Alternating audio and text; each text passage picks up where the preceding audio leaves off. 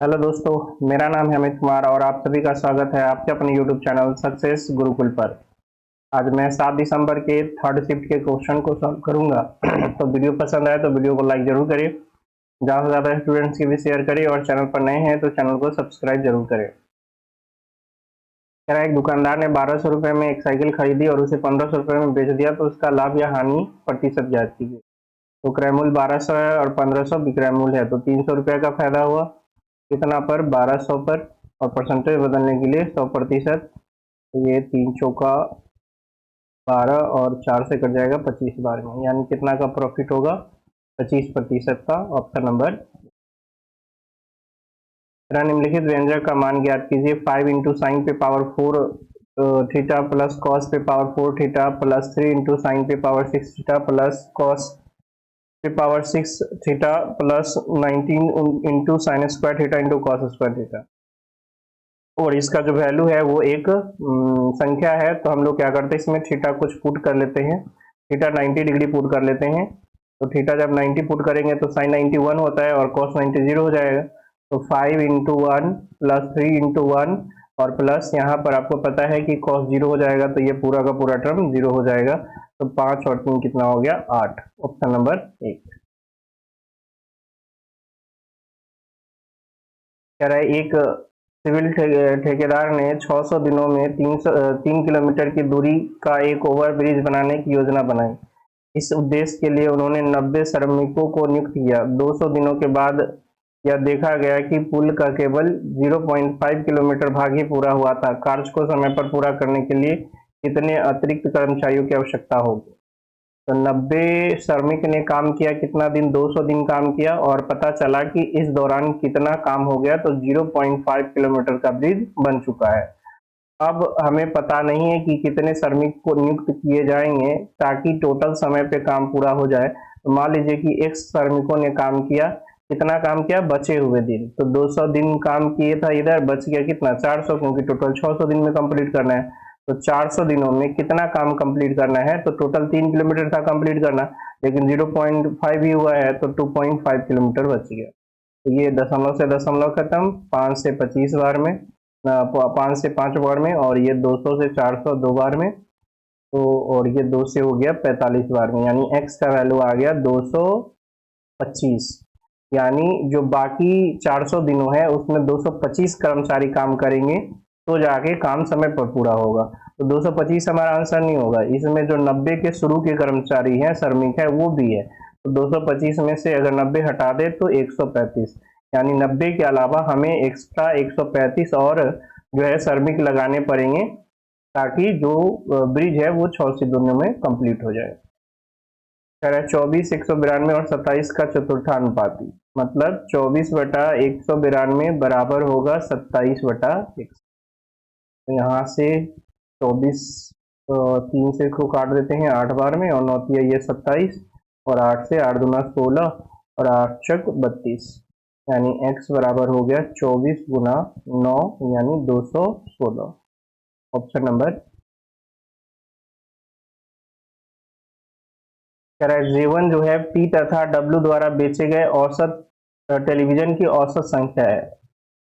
P तथा W, P और W यानी 23% का औसत हो जाएगा, 2 है तो 23/2%, यानी 11.5%। ठीक है, ये P और W का है J1। और J2 का है QRSV द्वारा बेचे गए औसत।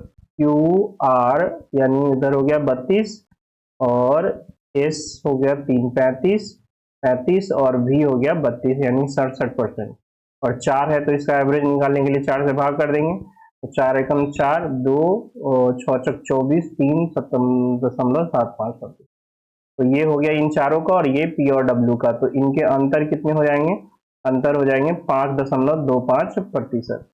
टोटल संख्या दिया हुआ है टेलीविजन का 21,000, तो 21,000 का हम लोग निकालेंगे कितना, 5.25%।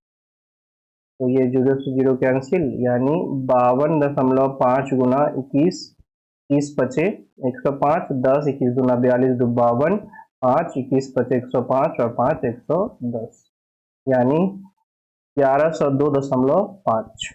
1102.5। तो यहाँ पे ये मिस प्रिंट है, 1102 और यहाँ पे दशमलव होगा। Option number 4। यदि कोई दुकानदार 100 रुपए के अंकित मूल्य पर 10% की छूट देता है और 8% का लाभ प्राप्त करता है तो माल का क्रय मूल्य क्या होगा? तो 100 रुपया का अंकित मूल्य था, 10% की छूट दिया तो इसका 90% रह गया, यानी विक्रय मूल्य कितना हो गया? 90 रुपया। अब इस 90 रुपया में भी 8% का लाभ है, मतलब ये 108 का वैल्यू है। तो आपसे पूछ रहा है कि क्रय मूल्य क्या होगा, यानी 100 का वैल्यू क्या होगा। तो 10 से ये कट जाएगा कितना बार में? 12 नामा 108, 3 से ये 4 बार में, 4 से ये 25 बार में, यानी 250/3 यानी 83.33। तो निकटतम पूर्णांक इसका हो जाएगा 83। Option number 2।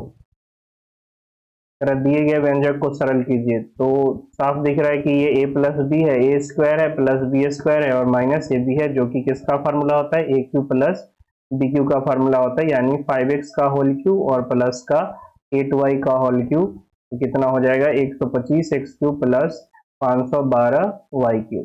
Option number 2। वर्ष 2018 में सभी शाखाओं की औसत बिक्री कितनी है? और 2018 है ब्लू वाला, ठीक है। तो पहला वाला में हो गया 80, दूसरा वाला में हो गया 75, तीसरा वाला में हो गया 95, चौथा में है 85, पांचवा में है 75 और छठा में है 70। तो 75 75 150 और इधर 150, 300, 301 400, 480। टोटल है कितने? 6। तो 6 से भाग कर देंगे तो कितना आ जाएगा? 80। नंबर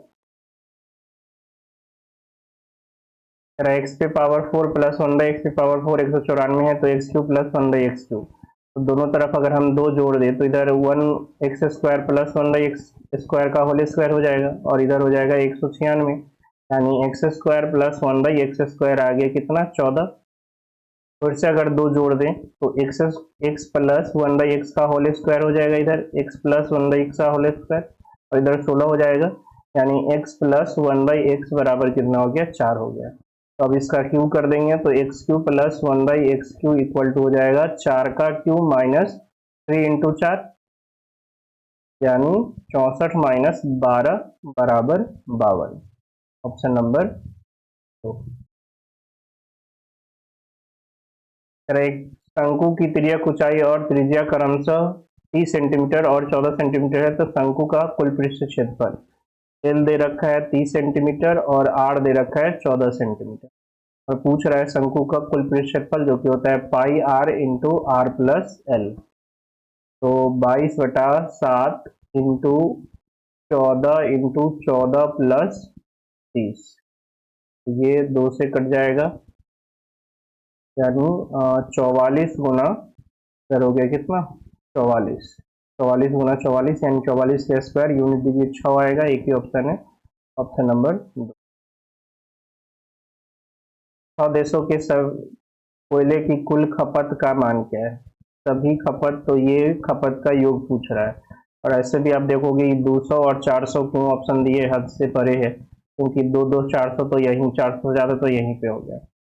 तो ये जोड़ लेते हैं इसको, 8 2 10, 10 20, 20 और 10 30, 0 हासिल 3, 17 3 20, 20 और 22 42 और 24 66, 68 84 और 84 108 और 108 और 13 121, यानी 1210। Option number 4। Root under 36 x square minus 108 x plus 81। तो रूट अंडर 36 मतलब 6x का होल स्क्वायर लिख सकते हैं, -2 इंटू 6x, तो ये हो गया 12x, यानी ये कितना बच गया? 9। और 81 क्या है? 9 का स्क्वायर। तो आप देखोगे a square minus 2ab plus b square, जो कि a माइनस बी का होल स्क्वायर हो जाएगा, x माइनस 6 का होल स्क्वायर हो जाएगा। तो ये रूट से फ्री हो गया, तो x minus, option number 6x minus 9। Option number 18 metre व्यास वाले एक तांबे के गोले को एक 12 मीटर लंबाई वाले बेलनाकार तार में खींचा गया, तार की त्रिज्या क्या है? तो व्यास दिया हुआ है, गोले का त्रिज्या क्या हो जाएगा, त्रिज्या हो जाएगा 9।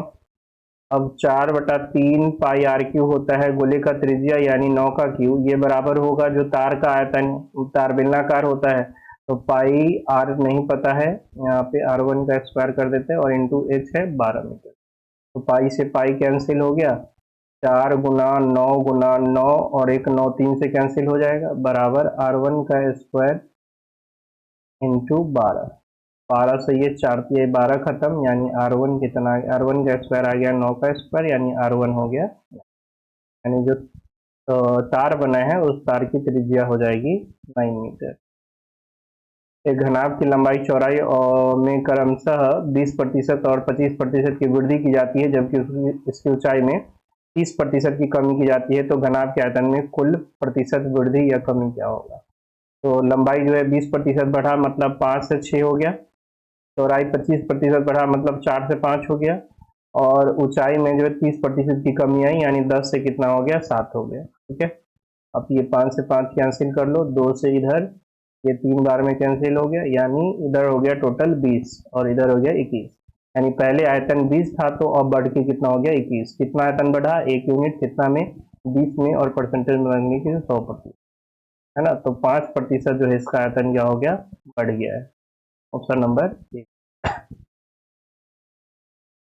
एक बिंदु से 34 मीटर प्रति सेकंड की चाल से दौड़ना आरंभ करता है, 5 सेकंड के बाद बी समान बिंदु से 44 मीटर पर सेकंड की चाल से ए का पीछा करना आरंभ करता है। बी द्वारा ए के पकड़े जाने से पहले बी द्वारा तय की गई दूरी क्या है। तो ए 34 मीटर पर सेकंड से 5 सेकंड में कितना दूरी तय कर लेगा, तो 170 मीटर हो जाएगा, 170 मीटर आगे है। अब बी इसका जो है शुरुआत करता है वहीं से जहां से ए चला था, लेकिन उतना देर में 170 मीटर चल गया। अब एक ही दिशा में चल रहा है, इधर ए ही चल रहा है और फिर से पीछे से बी आ रहा है, तो इसके सापेक्ष इसकी चाल पता कर लेंगे। ये चल रहा है किससे, 34 से, और ये पीछे से 44 से चला, तो इसके सापेक्ष में इसका चाल कितना हो गया, 10 मीटर पर सेकेंड। 10 मीटर पर सेकेंड से ये 170 मीटर कवर करने में बी को कितना लगेगा, तो बी को लग जाएगा 17 सेकेंड, यानी बी जो है 17 सेकेंड में ए को पकड़ लेगा। तो 17 सेकेंड में बी कितना तय करेगा, 44 का स्पीड है, तो 44 गुना 17, तो 17 चक 68 और 17 चक 68 और 6 74, 400 748। ऑप्शन नंबर, यहाँ भी ये मिस प्रिंट है, 400 क्या हो जाएगा, सॉरी 700 क्या हो जाएगा, 48 मीटर। 10 45 माइनस 10 15 बटा 1 प्लस 10 45 इंटू 10 15। आपको पता होना चाहिए tan a माइनस बी का formula. tan a minus b क्या होता है, tan a माइनस बी होता है tan a minus tan b बटा 1 plus tan a into tan b, 1 plus tan a into tan b। ठीक है, तो यहाँ पे देखिएगा आपकी a 45 है और b 15 है, तो ये किसका फार्मूला बन जाएगा, tan 45 डिग्री माइनस 15 डिग्री यानी tan 30 डिग्री, और tan 30 डिग्री का मान क्या होता है, tan 30 डिग्री का मान 1/√3 होता है। ऑप्शन नंबर 17 के पहले 7 शून्येतर गुणजों का औसत, तो पहला 17 हो गया और सातवां क्या हो जाएगा, सातवां हो जाएगा 7 गुना 17। आपको पता है कि अगर संख्याएं लगातार हो तो औसत निकालने का तरीका है पहली संख्या प्लस दूसरी संख्या बटा 2। तो जो भी गुणज है वो सब क्या होता है, लगातार होता है। पहली संख्या 17 और आखिरी संख्या 17 गुना 7, दोनों को जोड़िए और 2 से भाग कर दीजिए। 17 गुना, यहाँ से 17 कॉमन ले ले तो 1 और 7 कितना हो जाएगा, 8/2, 2 से कट गया, कितना बार में, ये 4 बार में, 17 चक 68। ऑप्शन नंबर, कह रहे 5 वर्षों में 10% साधारण ब्याज पर दे 9,600 रुपए के ऋण को कितने वार्षिक किस्तों से चुकता किया जाएगा।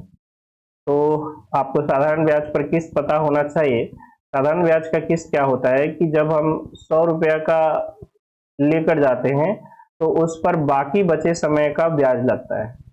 जैसे 100 रुपया लेकर गए तो बाकी 4 साल के लिए हमें 10% का ब्याज यानी 40 रुपया देना पड़ेगा। फिर अगले साल 100 रुपया लेकर गए तो उस पर 3 साल का ब्याज 3% देना पड़ेगा। फिर अगले साल लेकर गए 100 तो बाकी 2 साल का 20%, फिर अगले साल गए तो 100 1 साल का बाकी 10%, और फिर जब आखिरी में देने जाएंगे तो हमें सिर्फ जो किस्त की राशि 100 रुपये है वो देनी पड़ेगी। यानी टोटल आप देखोगे ये 500, 70 और 20 90 और 10 100, यानी टोटल 600 यूनिट हमें देना होगा, जबकि दे रखा है कि हमें दे कितना है 9600। तो 2 जीरो से 2 जीरो ये कैंसिल, यानी 1 यूनिट का वैल्यू 16 हो गया। हमें किस्त की राशि यानी 100 यूनिट की राशि बतानी है, तो 100 यूनिट का कितना हो जाएगा 1600 रुपया। ऑप्शन नंबर कह रहे 9435 को 7593 में जोड़ा जाता है और फिर 2607 को इनकी योगफल से घटाया जाता है, तो परिणाम किससे विभाज्य होगा। यानी 9435 में हमें ऐड करना है 7593 और इसमें से इसको घटाना है, तो ये 8 9 और 3 12 का 2 हासिल 1 और ये 5 4 9 1 10 0 और इधर हो गया 16 और 1 17 और इसमें से घटाना है 2607, यानी 1 2 4 और इधर हो गया 14। ठीक है, तो ये किससे विभाज्य है, 4 से तो होगा नहीं, यूनिट डिजिट 1 है, 10 से भी नहीं होगा, 5 से भी नहीं होगा, तो एक ही ऑप्शन बचता है 3। चेक कर सकते हैं 4 1 5 और 4 9 9 और 3 12। कह रहे 186.6 और 373.2 का लघुत्तम समाप्त वर्ग। तो आप देखोगे कि इसका ये डबल है, 186.6 का डबल करेंगे तो 6 दूना 12, 6 दूना 12 1 13, 8 दूना 16 1 17 और 2 1 3, 373.2 आ गए। यानी ये इसे पूरा पूरा कटेगा तो जो बड़ा वाला है वही एलसीएम हो जाएगा, यानी 373.2 ही इसका क्या हो जाएगा एलसीएम हो जाएगा। Option number 4। कह रहा है किसी त्रिभुज XYZ में 100 माध्यिका है और 100 जो है 1/2 YZ, यदि एंगल XYXO जो है 30 डिग्री है, तो एंगल XYZ ज्ञात कीजिए। देखिए एक त्रिभुज है, XYZ और ये जो OX है ये इसका माध्यिका है, यानी इसको बराबर भागों में बांटेगा। और कह रहा है जो OX है या XO है वो YZ का आधा है, तो ये इसके बराबर भी होगा क्योंकि ये दोनों भी आधा आधा है और इसकी लंबाई YZ की आधी है, यानी ये तीनों बराबर होगा। और जैसे ये तीनों बराबर होगा ये आपको पता होना चाहिए कि यहाँ का एंगल कितना हो जाएगा 90 डिग्री हो जाएगा। ठीक है, आपको दे रखा है YXO, एंगल YXO यानी ये दे रखा है 30 डिग्री और आपसे पूछ रहा है क्या एंगल XYZ, एंगल XYZ। तो ये तो कुछ पूछा ही नहीं है ना, क्योंकि ये दोनों साइड बराबर है, ये 30 है तो ये भी क्या हो जाएगा 30 डिग्री हो जाएगा। ठीक है, आपसे पूछना चाहिए था इसको ये एंगल या ये एंगल, तो आपको पता है कि ये जो है ये 90 होगा और ये 30 है, तो ये कितना बचेगा 60 डिग्री और ये दोनों साइड भी बराबर है ये वाला, तो ये 60 है तो ये भी क्या हो जाएगा 60 हो। ठीक है, एक समबाहु त्रिभुज की ऊंचाई जो है 6√3 मीटर है, तो समबाहु त्रिभुज का परिमाप क्या होगा। समबाहु त्रिभुज की ऊंचाई क्या होती है √3/2 गुना भुजा और यही दे रखा है कितना 6√3, तो √3 से √3 खत्म, भुजा बराबर आ गया कितना 12, तो त्रिभुज का परिमाप होता है 3 गुना भुजा यानी 12 तिहाई 36। ठीक है, तो जो 36 मीटर है वो त्रिभुज का परिमाप हो जाएगा। Option number